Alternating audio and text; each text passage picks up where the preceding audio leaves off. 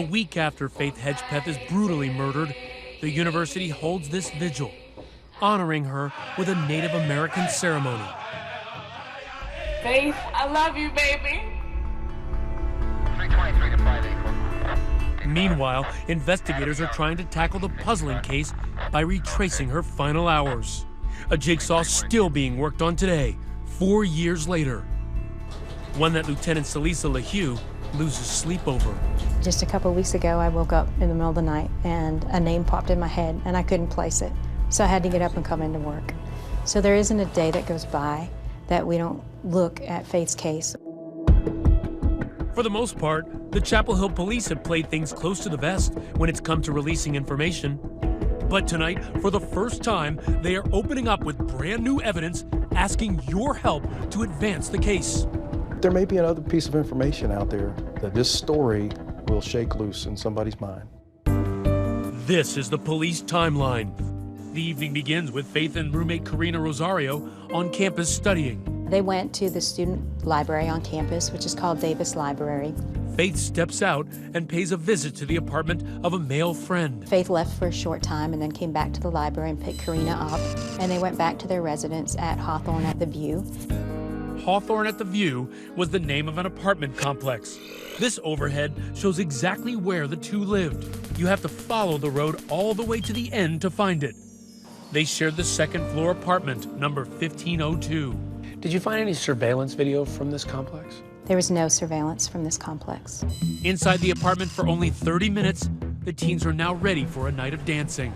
Police say they locked the door behind them. About 10 minutes later, they enter the popular Thrill nightclub on Rosemary Street. Thrill is one of the common nightclubs that undergraduate students, particularly those that are younger than 21, can still get into. This security camera footage, never before seen by the public, shows an overhead view as the women walk into the club. That's one of the club's bouncers, escorting them inside. Oh, Thursday is popular college night for, I think, any college town, so of course it would have been super packed. What transpired in the club that night? It's impossible to tell from this camera. But less than 90 minutes later, Karina seems ready to call it a night. Yes, she did indicate that she wasn't feeling well when she left the club. That's Karina walking out first, followed by Faith. They spend a few moments talking to a man outside. By 3 a.m., the women are back at the apartment. What's about to happen next looks like the telltale signs of major guy drama, at least to this guy. There were a lot of men that liked Faith. There were a lot of men that liked some of the other young women in this case. Columnist Tom Gasparoli has been following the case for years. They're very attractive women, and their jealousies and angers and breakups and hookups. Around 3:30 a.m., records obtained by police show that there is activity on Faith's Facebook page. Faith is also texting this man, Brandon Edwards, seen here on his Facebook page. The text, "Hey B, can you come over here please? Karina needs you more than you know. Please let her know you care." So who is this guy? Brandon and Karina used to talk. I don't know if they dated, but they used to talk. Others have likened Brandon as a big brother figure to the women. Police say Karina's phone records show she is calling Brandon Edwards multiple times around the same time Faith is texting him. But there is no response. So Karina reaches out to someone else, UNC soccer star Jordan McCrary. Every day wake up, train, grind, and do it all again the next day. She texts Jordan, yes, to come and pick her up at Hawthorne at the View. Was Jordan her boyfriend? I would say he was somebody that she had a relationship with. Close to 4:30 a.m., Faith's roommate Karina leaves her apartment, gets in McCrary's car, and heads to his apartment.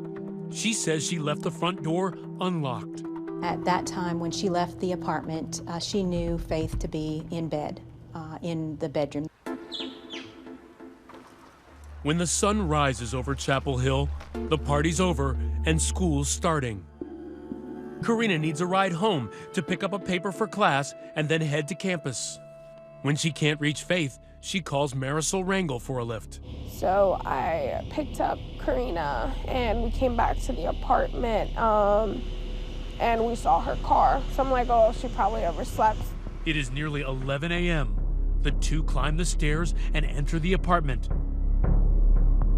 They call out Faith's name, but get no response. All I remember is just calling her name, just because we knew she was there, like, Faith, Faith. That's when we went to the room. And we found her. So Faith was found deceased, partially nude. There was a lot of blood in the bedroom, and she had suffered what appeared to be severe head trauma. When police arrive, they see this near Faith's body. This photo, revealed for the first time, is allegedly the murder weapon, an empty bottle of rum. That murder weapon that you mentioned, that bottle, what condition was that in? It was a Bacardi bottle, and it was covered in blood smudges. It was a brutal death. Did it seem like there was forced entry going into the apartment? No, there was no sign of forced entry. Semen is also discovered on Faith's body. Investigators use it to generate a DNA profile. They're convinced that DNA belongs to the killer and that he may also have perpetrated a sexual assault. Is it more likely than not that she was raped? Yes. In the search for Faith's killer, that DNA profile will become sort of a glass slipper. But who will fit it?